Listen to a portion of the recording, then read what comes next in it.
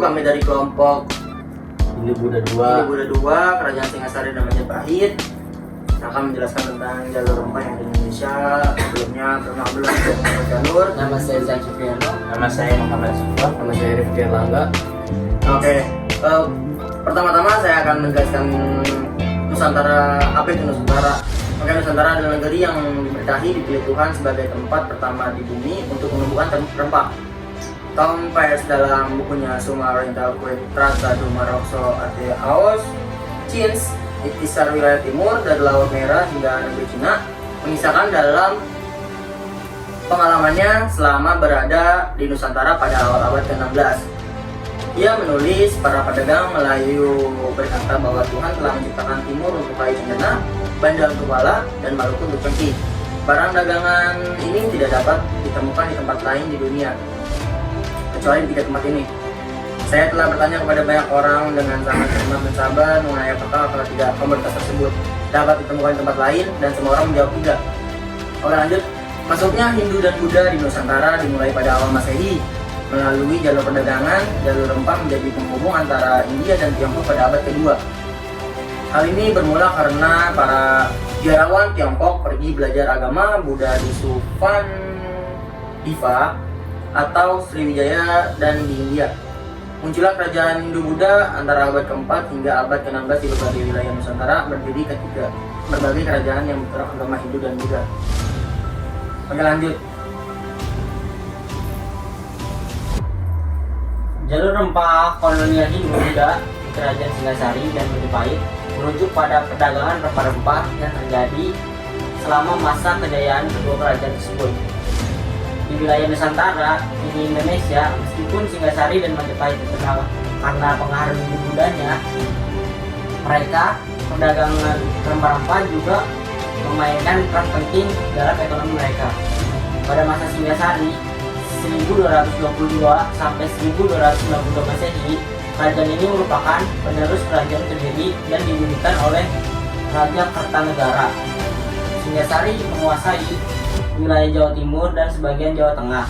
Selama periode ini, jalur perdagangan rempah-rempah melintasi wilayah tersebut, terutama melibatkan rempah-rempah seperti cengkeh, dan pala. Namun, perdagangan rempah-rempah mencapai puncaknya selama masa kejayaan Kerajaan Majapahit, yaitu tahun 1293 sampai 1500 Masehi. Majapahit yang didirikan oleh Raja Raden Wijaya adalah salah satu kerajaan maritim terbesar dalam sejarah Indonesia. Kerajaan ini menguasai sebagian besar wilayah Nusantara, termasuk Jawa, Bali, Sumatera, dan sebagian Kalimantan.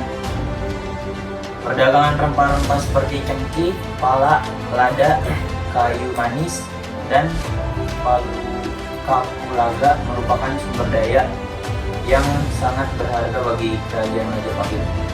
Jalur perdagangan rempah-rempah terbentang dari Kepulauan Maluku yang terkenal sebagai Kepulauan Rempah-Rempah hingga ke pelabuhan di Jawa, wilayah lainnya yang dikuasai oleh Majapahit. Rempah-rempah ini kemudian diekspor ke luar Nusantara, termasuk ke Tiongkok, India, dan Timur Tengah. Dalam menjaga dan memperluas kekuasaannya, Majapahit juga menggunakan jalur perdagangan rempah-rempah ini sebagai sarana diplomasi dan pengaruh politik. Kerajaan Majapahit menjalin hubungan dagang dengan kerajaan-kerajaan di Asia Tenggara dan Asia Timur, serta menjalin ikatan pernikahan dengan kerajaan-kerajaan tersebut.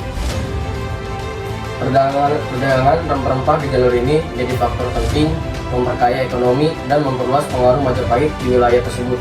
Namun, perlu diingat bahwa ada periode ini istilah kolonial yang digunakan dalam konteks jalur rempah-rempah dan memiliki konotasi yang sama seperti yang digunakan dalam konteks kolonialisme Eropa pada abad-abad berikutnya. Oke teman-teman, itu saja dari kami tentang jalur rempah yang ada di Indonesia. Ternyata negara kita benar-benar diberkahi banget oleh Tuhan untuk bisanya segala macam rempah bisa tumbuh di sini, sehingga banyak penjajah yang pada tertarik untuk Oke, itu aja yang bisa kita sampaikan. Terima kasih, kurang lebihnya mohon maaf. Wassalamualaikum warahmatullahi wabarakatuh.